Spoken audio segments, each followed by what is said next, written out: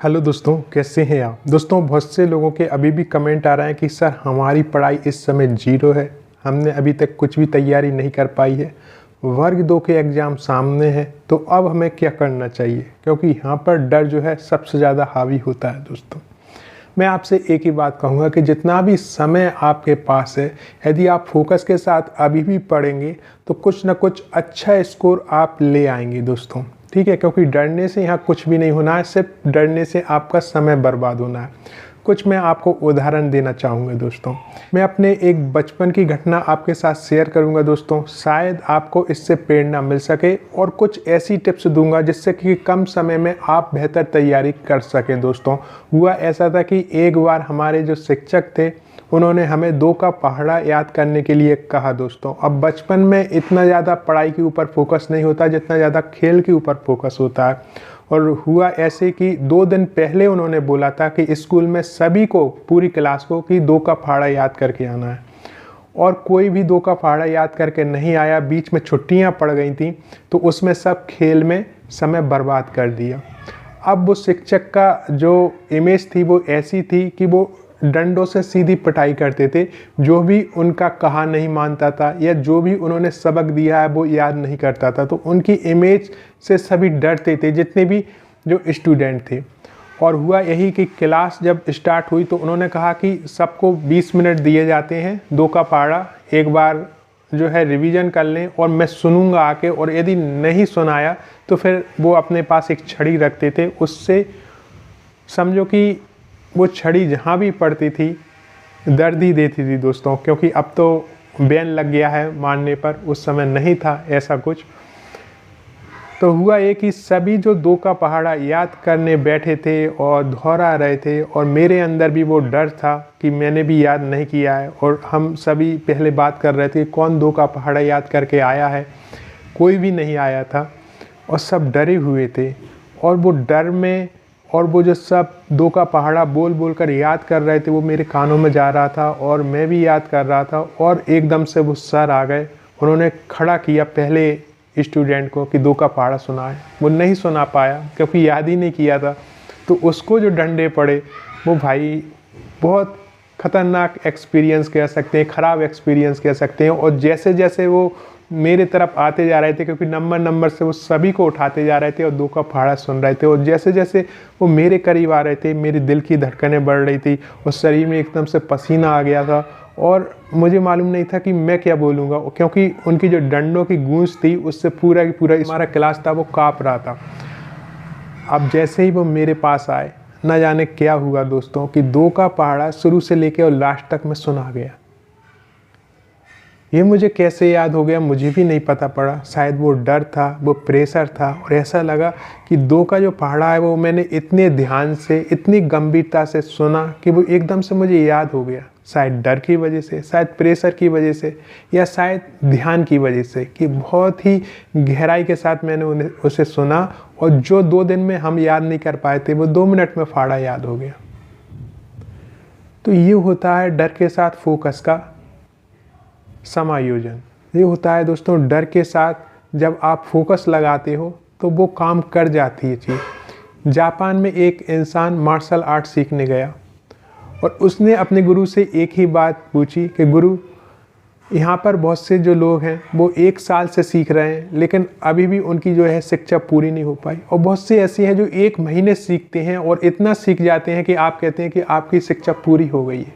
तो उनके गुरु ने एक ही बात कही कि यदि तुम ध्यान से कोई काम करोगे तो 1 क्षण को तुम 1 साल में परिवर्तित कर लोगे, और यदि आपका ध्यान हट गया तो 1 साल आपकी 1 क्षण में निकल जाएगी। हुआ तो यही ना कि मैं लगातार कहता रहा कि जो आपका मेन सब्जेक्ट है पुराने सिलेबस से उसे कंप्लीट कर लो। कितने लोगों ने ध्यान दिया, लेकिन जिन्होंने भी ध्यान दिया वो कंटिन्यू पढ़ते रहे, तो उनका जो 1 क्षण था वो 1 साल के बराबर निकला। यानी उन्होंने इतनी तैयारी कर ली कि अब वो एक सीट हासिल कर सकते हैं और उत्साहित हैं एग्ज़ाम को लेकर। और जिनका ध्यान नहीं रहा उनका वो 1 साल 1 क्षण जैसा निकल गया, पता भी नहीं पड़ा कि कब हमारी पात्रता परीक्षा थी, कब हमारी भर्ती परीक्षा का नोटिफिकेशन जारी हुआ और कब एग्ज़ाम डेट आ गई और अब एग्ज़ाम सामने है। तो यहाँ पर डर होना स्वाभाविक सी बात है।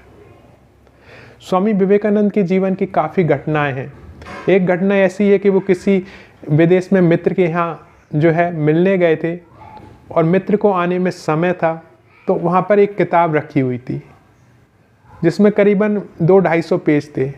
उन्होंने धीरे धीरे करके वो पढ़ लिया और मित्र उनके सामने आकर भी बैठ गए, तो उन्होंने ध्यान नहीं दिया। जैसे ही किताब हटी तो मित्र ने कहा कि मैं बहुत देर से बैठा हूँ, मैं सोच रहा था कि कब आप किताब को छोड़ेंगे और मेरी तरफ देखेंगे। तो स्वामी विवेकानंद जी ने कहा कि मेरा ध्यान पूरी किताब की तरफ था, मैंने आपके आने की आहट ही नहीं सुनी।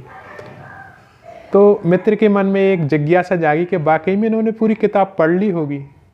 तो उसने पेज खोल खोल के किताब देखी और उनसे कुछ प्रश्न किए। स्वामी विवेकानंद जी ने वो सभी प्रश्नों के जवाब दे दिए जो उस किताब में थे, और किस पेज पर थे ये भी उन्होंने बताया, क्योंकि उनका फोकस पूरा किताब की तरफ ही था। तो ये फोकस बहुत बड़ी चीज़ होती है, ध्यान बहुत बड़ी चीज़ होती है। यदि आप लगा लो तो एक क्षण 1 साल में परिवर्तित हो जाता है। जितना लोग 1 साल में सीख पाते हैं, इंसान 1 क्षण में सीख लेता है। और यदि ध्यान हट जाए तो 1 साल भी एक क्षण जैसी निकल जाती है, पता ही नहीं चलता कि कब जनवरी आई और कब दिसंबर में हम बैठे हैं, हाल निकलती है।